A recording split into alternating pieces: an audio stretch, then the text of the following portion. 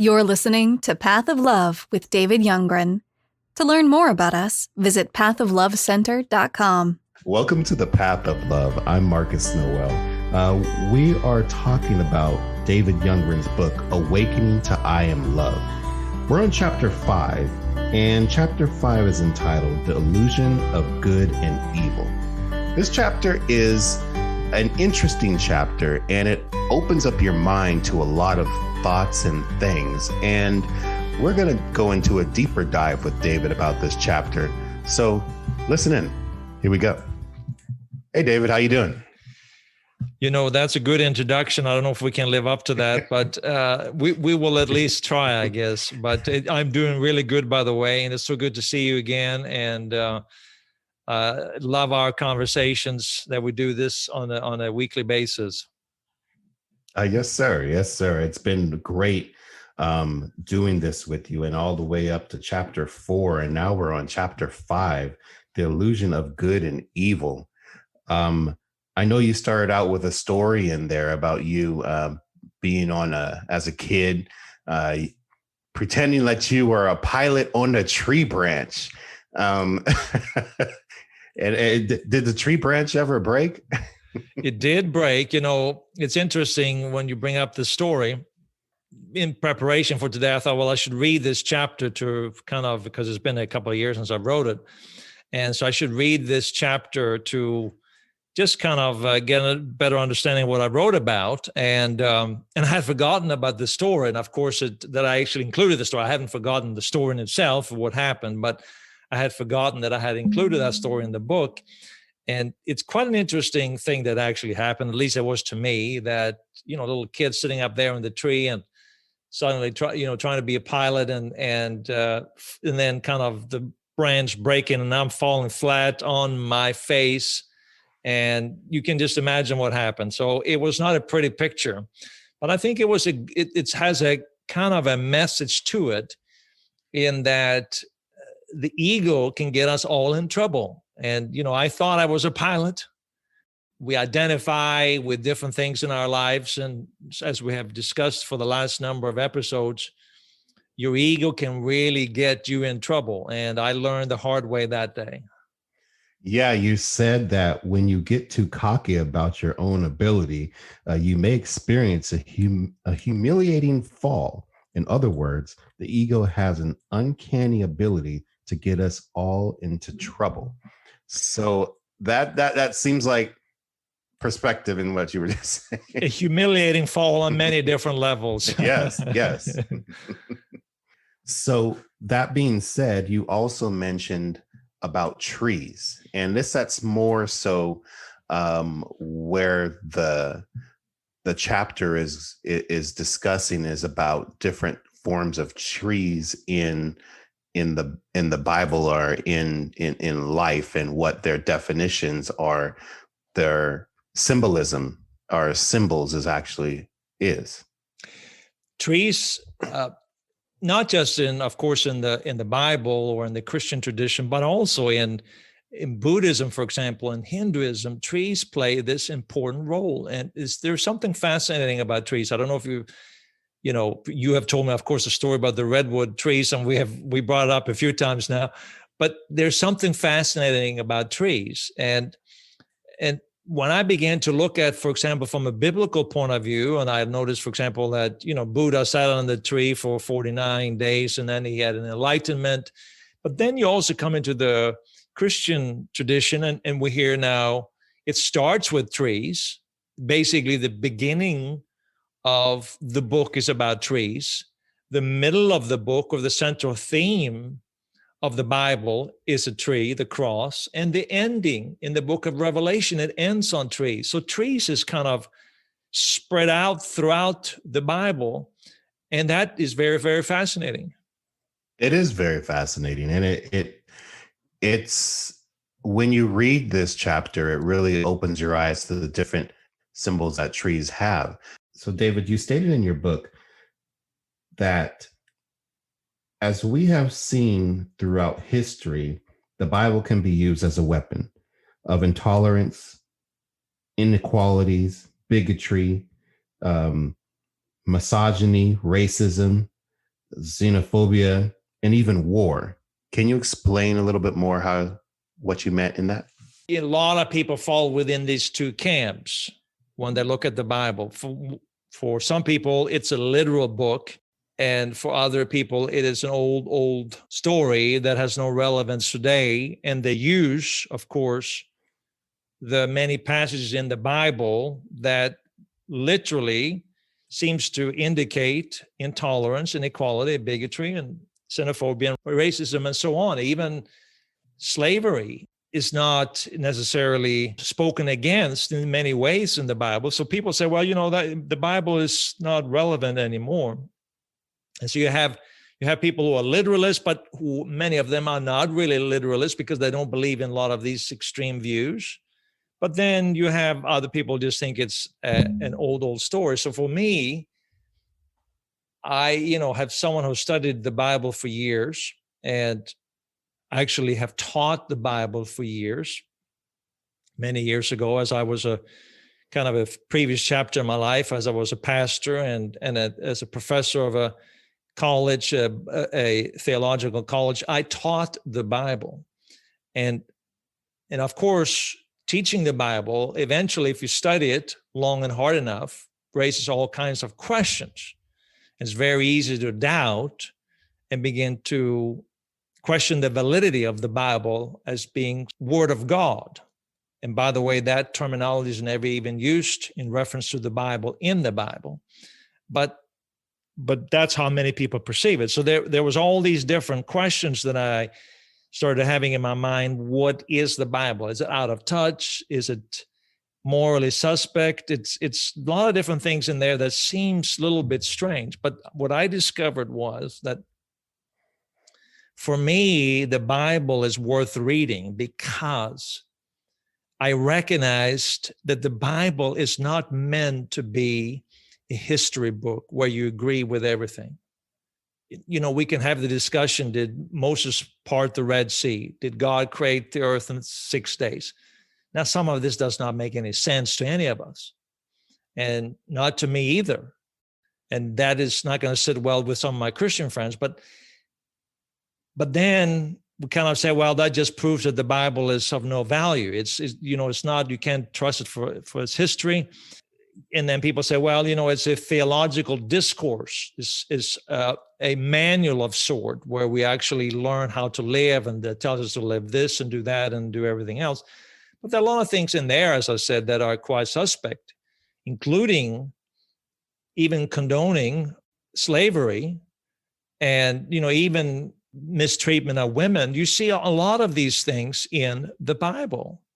And so that to me is not really what the Bible is. And even people say, well, it's full of inconsistencies, and there are inconsistencies. There's no question about that. But when I began to look at the Bible, I realized it's not just one book. It is actually six books, and written by 40 some authors over a period of 1,500 to 2,000 years. That's a long period of time. And they all lived in different times in history and in different areas. And you can imagine how much the world has changed in the last 100 years. In the last 10 years, the world has changed a lot. And that's only here in the United States. And in other countries, it's changing as well. But now the world is much more global because we have internet and we're able to fly and we're able to travel around the world. We basically know what's going on around the world.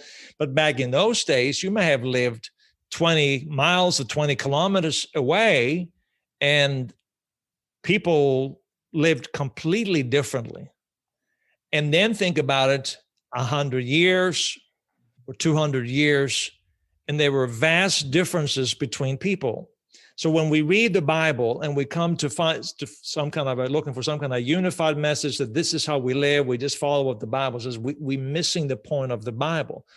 The Bible is written over a period of time, and where people were literally trying to figure God out, trying to discern God and their purpose for life, and interacting with what they perceived to be God in the time and place they lived. And that is so important for us to understand, because in the beginning of the first books, and you remember when we talked about the stages of consciousness, you literally see the stages of consciousness in the book, in the Bible. You see them there in full display until you finally see in Jesus this Christ-centric consciousness that we talked about earlier. So what you see is in the Bible that God was much more portrayed in the earlier books as very vindictive, very controlling, very much warmongering. He was petty. And then at the end of the Bible, he's referred to as love. So even in a story, for example, and I think, and I want to make sure that you jump in here anytime, but I remember this story in the book of Samuel. There's a story about how David took a survey of the nation of Israel. And for some reason, he didn't do it the right way. And it says that God, or Yahweh, killed 70,000 people. Well, that to me doesn't sound a whole lot like love, right? But that's what it says in the book of Samuel, that Yahweh killed 70,000 people.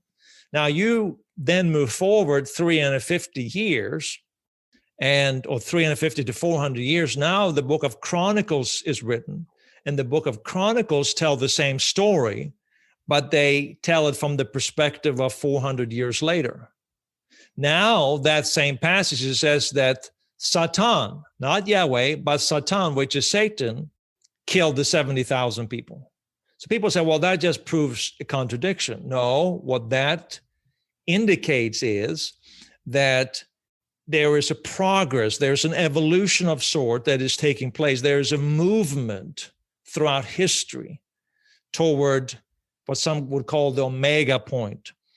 And it's part of the evolution of humanity, where we're moving toward a more unitive, unifying, toward oneness. And what we see in Jesus, Jesus was naked in the prisoners, and he also broke down the walls between nations and nationalities and all of that, between races. Jesus was in everyone. And so we see that there is this movement throughout the Bible toward that. And so if we read the Bible that way, it suddenly makes sense.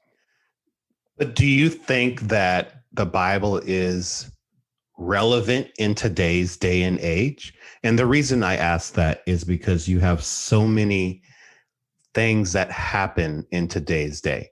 If the Bible was written in the 1900s to 2021 today, you would have pandemics. You'd already have gone through 2 pandemics by then, and COVID being the last one. You would have multiple deaths, and they would say that God took people through the pandemic, or God took this through these times. I mean, and then world wars, on top of that, wars, and then you have social media, and you have mental health issues. I mean, you have all these types of things that people go through to this day.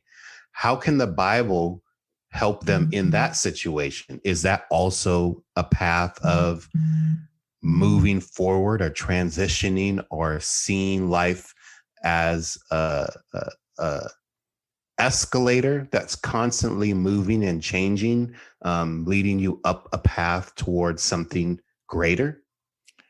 I'm just reading something I wrote here in the book, and maybe that will answer the question better than possibly that I can say myself right now. The Bible helps us understand that we should not get stuck in traditions that divide and separate, but rather follow the trajectory of history toward a more inclusive world. From that perspective, the mysteries, plots, characters, struggles, and victories of the Bible are there to reflect upon, question, prod, and guide us toward a more unifying and compassionate Christ-centric consciousness. And I think that is a better way to read the Bible. In other words, you're not going there to find facts about history. You're not going to debate whether this happened or that happened. You're not going there to find some kind of theological discourse. You're going into the Bible the way that the ancient scribes did. And even in Jesus' days, you see this, the way they read their ancient scriptures. You go there to prod, to find out what people were thinking back in those days and what made them then, how did they respond to that? What caused their actions to change because of that? And that makes the Bible incredibly fascinating when you begin to think in those terms, when you look at the deeper meaning, when you actually begin to reflect on the deeper meaning. And as we're going to see in just a few moments as we discuss, I think you will probably bring up the questions, because that's most of the book, the trees in the garden and what they represent. So you also said it's a story about humanity quest to understand the purpose of life by interacting with what they perceived to be God in the time and place they lived. So that's, like you stated earlier, it's in the Bible, everyone lived in a different era, different time. And like you said, 20 kilometers or 20 miles can be another world. So that everyone's perception was based upon their reality. Probably the biggest mistake that you see today, especially in more of the evangelical churches, is that we interpret the Bible, an ancient text, with a 2020 lens on the world. And when we do that, we completely mess it up. We do not understand the actual backdrop of what happened and why it was said that way. Like, there's so many things that just doesn't make sense when we look at it that way. For example, just think about it. You see this narrative throughout the Bible that there is a progression of thought. There's a pointing towards something. They're always moving in a direction. And why would we think that it would stop in the Bible? Why would we think that over these 2,000 years and finally everything has arrived? No, even in the New Testament, even in Paul's day, he did not condemn slavery, for example. You would think that that is unacceptable. Why wouldn't he condemn slavery? Well, because back in the day, now he said that you should treat your slaves well, and slaves, you should, obey your masters. He said all those different things, but that doesn't make any sense to the way we see the world today. But it made sense back in those days, and that was progress to them. So even if you look at the story, for example, of the Sabbath, don't break the Sabbath, we think, well, this is another rule that God gave to them. Well, understand the backdrop of that story. They had been slaves in Egypt for 430 years and worked 7 days a week from sunrise to sundown. That taking the Sabbath is not meant as some kind of a hardship. It was meant as a form of vacation. Mm-hmm. And so it was a step forward. And so what you see when you begin to read the Bible, we got to look at it from a different lens, where we begin to see, okay, well, we are moving toward a point. There is a point that we're moving toward. And some people call it the omega point. So you have the alpha and omega, the beginning and the end. We're moving toward this new type of living that we see Jesus as an archetype of. And we see that, okay, this is really what the message of Jesus is. He's showing us a better way to live and interact with one another. So you stated moving to a point, and so you have to begin somewhere. So that brings me back to your point with Adam and Eve and the Garden of Eden. You described the Garden of Eden as a Hebrew explanation, I believe.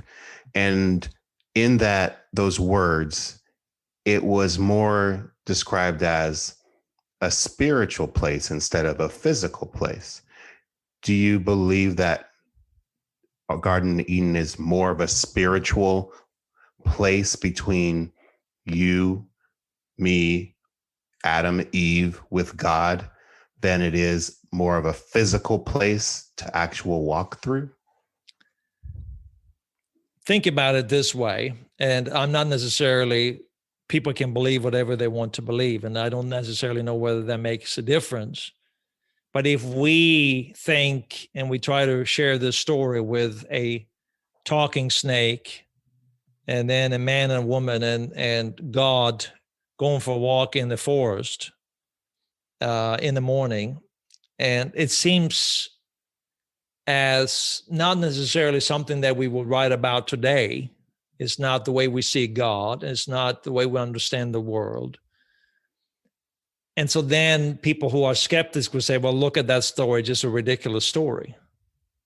And then we have some Christians who fight over whether that story is true or not true.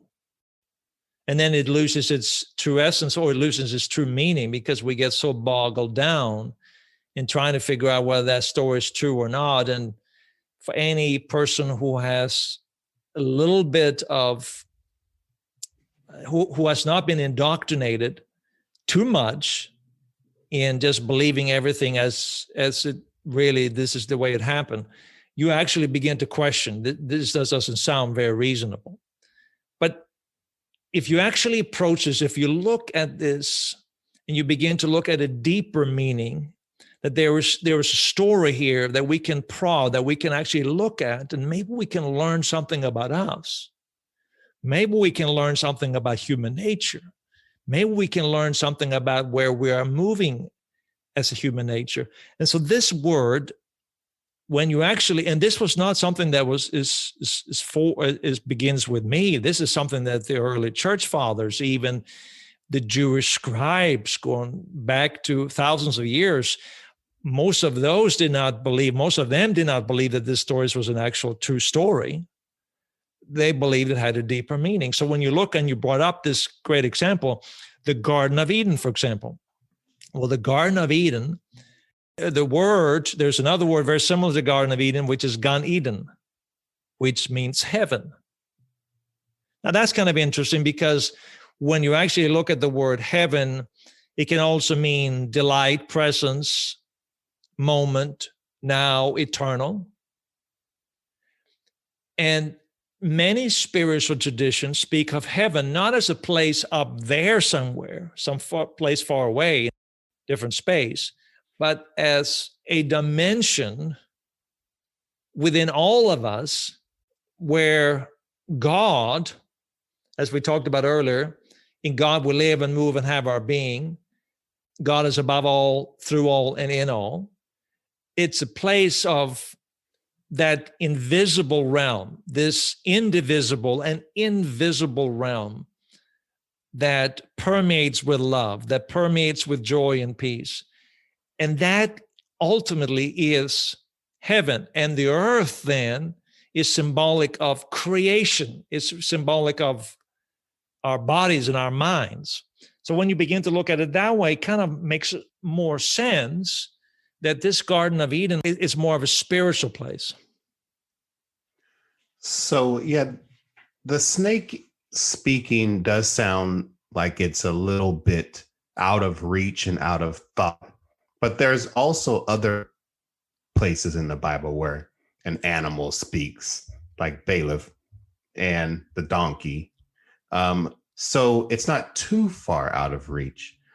But at the same time, in the Garden of Eden, it also talks about sin and the tree of life and the tree of knowledge.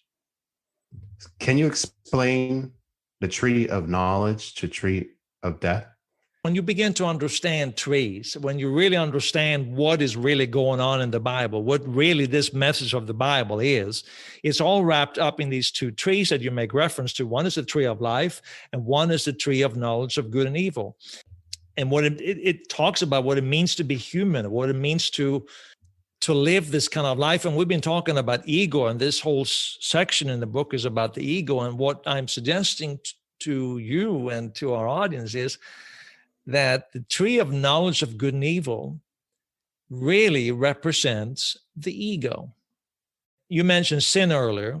The word sin is not mentioned here, but even that word has all kinds of connotations that are not true.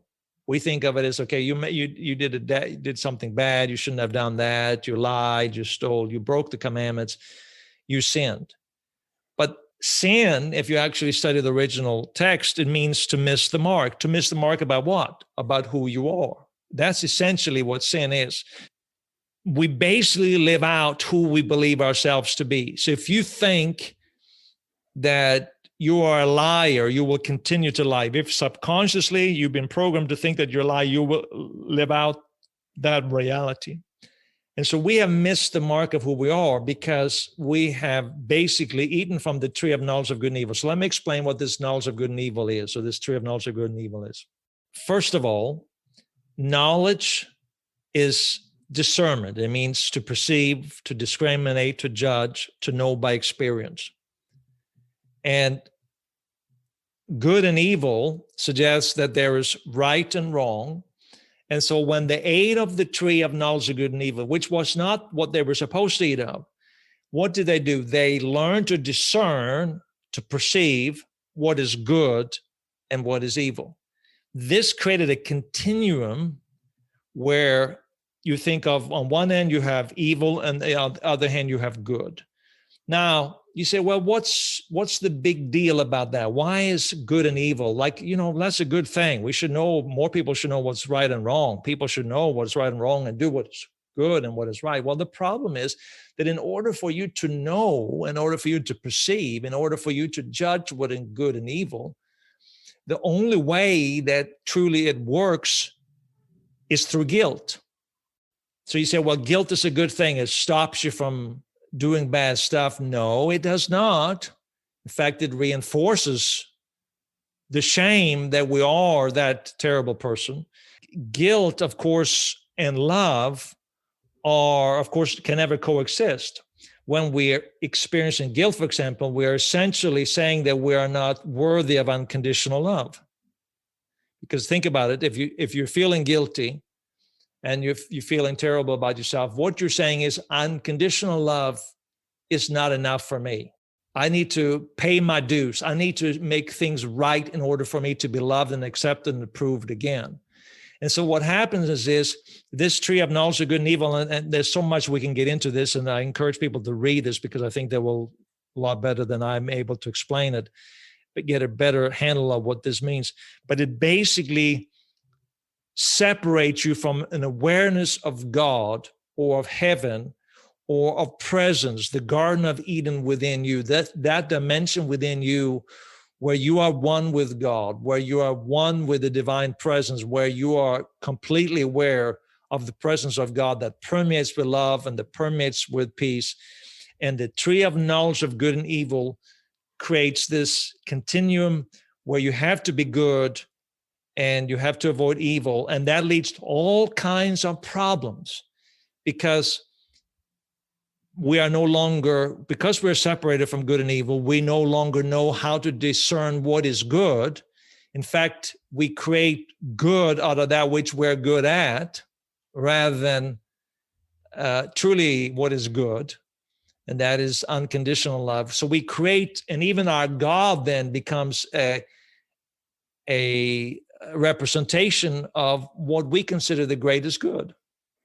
So that separation and the knowledge of good and evil, when you never had a definition of good, you never had a definition of evil, your conscious mind creates that definition of good and creates that definition of evil when you have separated. So do you feel that a lot of people say that or interpret the Bible, God says that this is bad, this is good, when it was more so your conscious mind that created those boundaries and those good and evil things in life? Think about it this way, Marcus. The Bible, and I think going back to what we talked about the Bible earlier, the Bible is a story about this good and evil tree. and how they all had a different perception of what was good throughout different times and wherever they lived. So it was always evolving. What is good at one time is now evil in another time. For example, the story I told earlier. So we see this progression throughout, and how this tree of good and evil is always shifting. So God gave the 10 commandments, but then in the New Testament, it says that, we're no longer under the 10 commandments. And so there is just like, is God changing, or what is going on here? Is there a broader, more inclusive message? Is there a movement? Is there a spirit in action that is where we're evolving to the point where we now are moving away from the egoic consciousness that we have discussed in previous episodes to a Christ-centric consciousness, where that tree of knowledge of good and evil is no longer part of our inner programming, the way we live and see and interact with the world. So that kind of brings me to a question, and you have sin, you said, is it a separation? Sin is to miss the mark. Death is separation. So, for example, in the Garden of Eden, it says that the day that you eat of the tree of knowledge of good and evil, you will surely die. Well, they didn't die physically, so obviously they were not referring to physical death. But then if you actually look at the word death, it means separation. So how were they separated? The consciousness of knowledge of good and evil, as I said, created this guilt that now separated them from an awareness of God within them. This awareness that permeated with love. In other words, the heart was shut, the heart was closed, because now they perceived that in order to be accepted and approved and to be loved, they had to be good and avoid evil.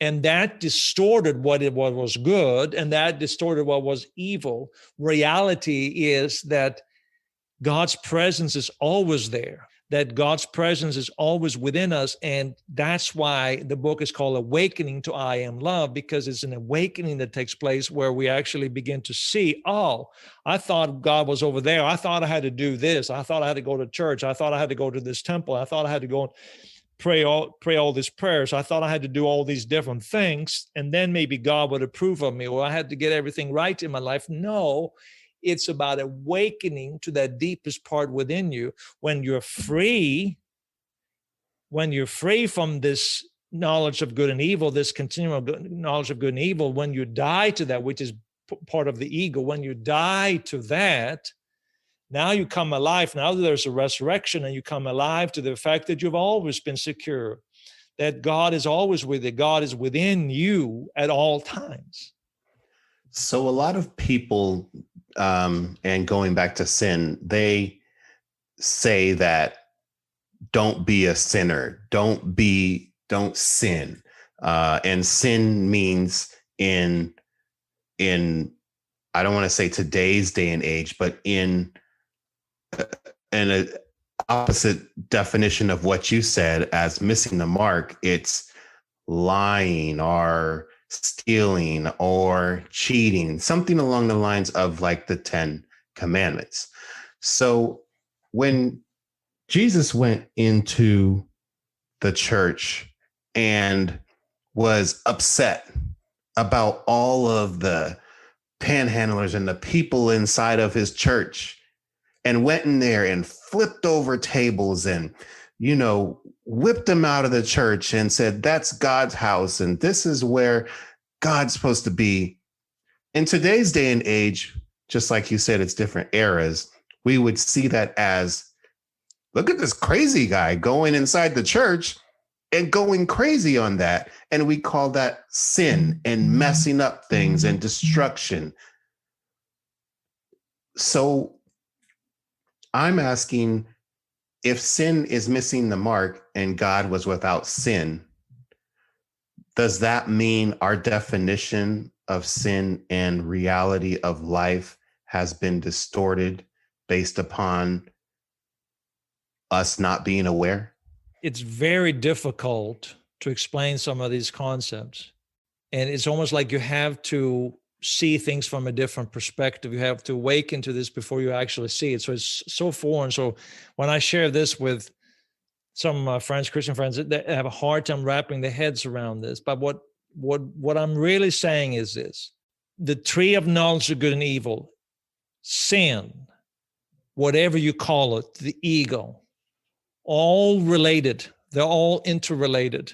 It's the cause of our pain. It's the cause of our dysfunction. It's the cause of all the turmoil and war and conflict between us.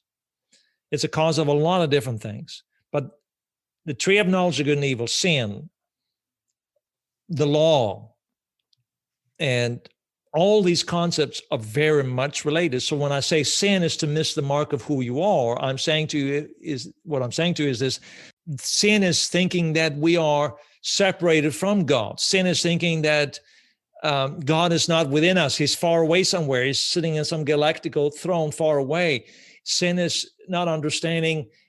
Sin is thinking that we are sinners, that we're lost, that we're no good for nothing.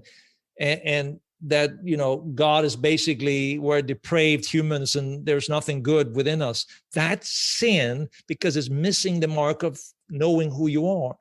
And when you awaken to your true essence, when you awaken to that dimension, which is beyond thoughts, which is beyond mental concepts, which is beyond the way you see yourself based on that external programming, based on things that how people have defined you, based on your heart's condition of not feeling enough, feeling good enough. When you awaken to that dimension within you, suddenly you come into this realm of unconditional love. And when you enter into this place of unconditional love, you now enter into the flow of life and into the flow of unconditional love. So now it's not a matter of right and wrong. It's no longer a matter of that. But you begin to see yourself in another person. So I'm not going to steal from you, Marcus, not because there's some law, because there's some police officer up in heaven waiting to judge me and send me down to hell for eternity. No, it's because I have awakened to who I am. And I am love. And love, because I'm aware of this love within me, I never even have any kind of a thought or inclination to steal from you. There's a difference there. And that's what we're talking about here. There is a whole way of seeing things, a whole way of perceiving things that is not based on this fallacy or this illusion of knowledge of good and evil that is ultimately rooted in the ego and in sin, missing the mark about who we are. So, which brings me back to how does the tree impact us today? You have that as one of your subcategories in chapter 5. And you said, first, the tree is a symbol of how you perceive yourself and experience the world. Can you elaborate on that? Yeah, we view the world through the prism of good and evil. And we cannot perceive the union that we share with all. The union that we saw that Jesus was awakened to. That he was in the prisoner, he was in the naked, the Father was in him, and he was in the Father, and Jesus was in them and in everyone, and God was in everyone. They cannot perceive that. So the knowledge of good and evil separates us from awareness of the dimension within us that is God, the dimension within us where love, grace, and peace reside. So yeah, and that distorts how we see the world. And then you said, second, the mindset of knowledge of good and evil raised in this story is the cause of division in the world and is the enemy of oneness and love. Because knowledge of good and evil has an agenda. And what is the agenda? It's the egoic agenda that we talked about last time. It is to stand out, to be better than, to enhance yourself. So this is the same as knowledge of good and evil. Knowledge of good and evil has an agenda: to stand out, to be good, to avoid evil, to be right and not be wrong. And so that's the agenda of the ego. Now that displays itself through religion, for example. So religion say, well, I am part of the in group. I believe this and you don't believe that. So we kind of look down upon people who do not share our faith as somewhat less than we are, not as good, not as close to God, because our God is based on having the right mental construct about him. But this is not just about religion, it's about politics as well. Or it could just be about your career. So for example, I'm having this wonderful career. And why do we have that career? Maybe it's a doctor, maybe it's a lawyer or a teacher, because it's the ultimate good in our eyes. Having a great career enhances me, it makes me feel better. So it kind of puts me on this continuum of good and evil closer to the front. Or it could be money. To many people, the ultimate good is money. And that becomes then the focus of our life. That becomes our God, so to speak. And so what happens is all of it is rooted in the ego, and all of that leads to pain and suffering in our life. It leads to conflict, it leads to war, because in order for this continuum of good and evil to exist, you have to have the two opposites. You have to have good and you have to have evil. And you will always naturally create a continuum out of that which you're good at. And then because you are good at that, or because you feel a sense of empowered and enhanced in that area, there were other people who are less than you, and now they are your enemies. And that ultimately creates conflict. And you said the mind under the spell of ego has an amazing capacity to shift responsibility away from itself. So does that mean us always blaming someone else for our faults or for not taking or owning your own situation? Yeah, we will always find someone else to blame for our mistakes. I mean, you think about that in kids. You know, when you were a child, if your parents came and said, "Oh, listen, you did something wrong," well, we always blame somebody, right? It's just naturally what we do. That's knowledge of good and evil, because it's hard for us to accept that we are wrong, because it diminishes us in our own view, and therefore we're less worthy, less qualified for love. But how can you qualify for unconditional love? You cannot. How does this all wrap up and turn around? How do you live a more freer life, knowing some of the things that were described are actually implementing some of the things that were described in this chapter? Well, there's so many different things that you see in this chapter, and we kind of only scratched the surface today, but ultimately, this story, and this is really a description of the Bible to me, and I brought this up because this is a description of the Bible, that you see this story about this tree of knowledge of good and evil interwoven throughout the Bible. And then you come to Jesus, and Jesus now personifies a different tree, the tree of life. And the tree of life is forgiveness. That's the main message. And forgiveness, as I think I pointed out last time, forgiveness is being able to see beyond the superficial you and see your true essence, your oneness with God. So see your spirit, to see your consciousness. That's your true essence. So Jesus is the archetype of this. And being able to love your enemies, doing good to those that hate you, pray for those who spitefully use you, laying down your life for others, it's symbolic for all of us of awakening to a life that is beyond the tree of knowledge of good and evil, that always, as I said, leads to so much conflict in our life, so much division, so much inner pain. And when you begin to wake into this deeper life, when you wake into that dimension within you, then you're basically beginning to eat from the tree of life. And the tree of life now changes the way you see the world, changes the way you interact with the world, changes the way you interact with other people, and how you perceive yourself. It changes everything in your life. And that's the beauty of the story. So I don't necessarily get into all the details how that happens. We've discussed it in the past and we'll discuss it in the future. In this chapter, I don't get into it, but I wanted for people to be able to see and read the Bible from a different lens and see the Bible from a different perspective, rather than from this traditional way of reading the Bible as this is the word of God, just believe it, whatever it says, do it. And Jesus came to save you, and he has made you righteous. And even that is an egoic way of seeing. So think about this, Christians have said this, your faith is, you believe that you're righteous. What is that? That's saying that righteousness, and we interpret righteousness, and I've done a teaching on this in the past, but we interpret righteousness as morally right and upright. That's how we see it, right? But actually, righteousness, I did a whole study on this, a righteousness in the Bible is seen as caring for the poor, caring for the immigrant, caring for the neglected, caring for people who were different, to be forgiving, to be kind, to be loving. That was righteousness.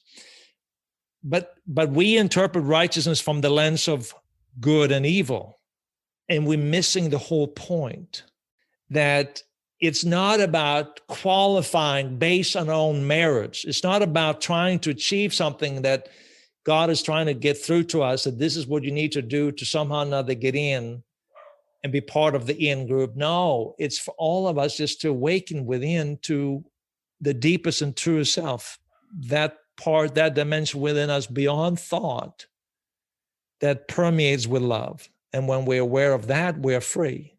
We're able to forgive. We're able to extend kindness and generosity and compassion and empathy toward others. It's just a natural outflow of who we are, because we recognize that the very essence of who we are is consciousness, and that essence is one with God. So what I got from this chapter in wrapping it up was the Bible is a journey. It's a definition of transformation in my mind. If you start from the beginning to the end, you walk through transformations through many people's lives, many people's journeys. On a higher level, you walk through transformation through many areas or regions of the world. You walk through transformation through generations. You walk through transformations through life in general. And God has been with those people and guided them through that transformation from the beginning to the end, whenever that end is for that individual, maybe.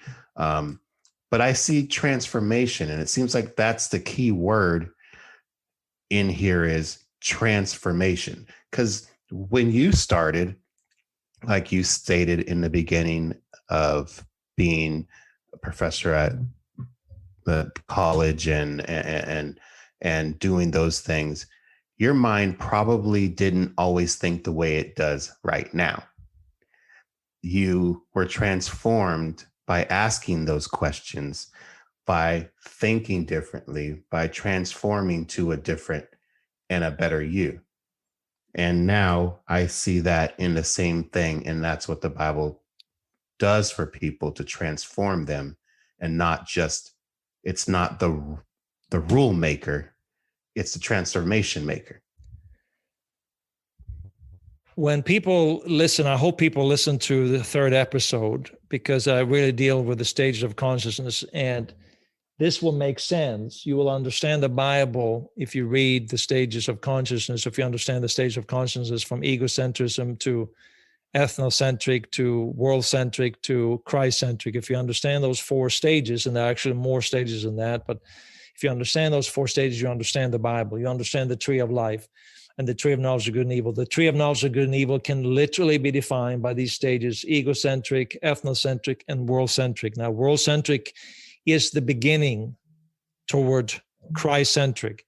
But you will begin to see this in the Bible, and you see that there is a progression toward this point in history, that over these 2,000 years, or almost 2,000 years, where the people who wrote the Bible, you will see a gradual movement toward this point in history. So now you go back, or you move forward another 2,000 years since Jesus lived, and what you see is a continual progression toward that point. I don't think you've ever seen as many people as there are today who really are compassionate, who believe in equality for men and women and for black and white and people from different nationalities, from different religions and tribes. There is a tremendous, not by everybody, but a lot of people have moved and evolved to that point of becoming more world-centric, which is a beginning toward the next step, of course, is Christ-centric. It is beginning to see yourself in another. We see this, and we see a progression of this, and we see this spoken about. Both Paul and Jesus spoke about this, but probably most of the people back then were ethnocentric, and they didn't get it. But they spoke about it, and so we see that this is what the Bible is about. So it really illustrates our own journey, because we were probably born egocentric. We went through that, and then we became ethnocentric. It was my tribe, my people, my religion, my political persuasion, my nation. It was about something about me, and my group, my people. And then we kind of began to understand, the world is bigger. People in Saudi Arabia and people in other parts of the world who may belong to a different religion, they're not just evil because they're born there.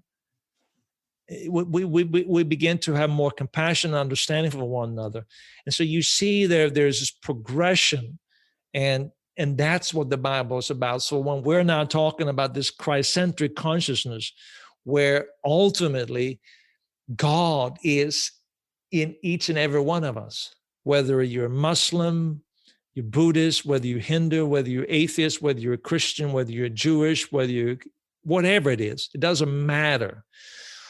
At the very core, in each and every one of us, God, there's a dimension within us that is one with God, and we are one with one another. And the whole purpose of the Bible is to lead us to the point where we begin to see ourselves and begin to awaken more and more to this reality, that we move beyond the tree of knowledge of good and evil. And we literally, as Jesus did, stretch out his hand at the tree of life. And what that is symbolic of is he died to the ego. There was a death of the ego. There was a death to the tree of knowledge of good and evil. And now there's a resurrection of a new kind of life that is based on love, grace, and peace. And that is inclusive of everyone. And that is the message of the Bible. Well said. Well said. And I think that is a great area to end this chapter 5 discussion, because it can't be described much better than that. And that's what we all want, to live in that type of love, in that Christ-centric realm and area of life. So again, thank you so much, David.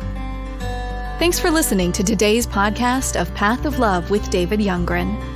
This podcast is produced by the Path of Love Center, thanks to the generosity of our donors. If you enjoyed this podcast, consider rating it, writing a review, and sharing it with a friend.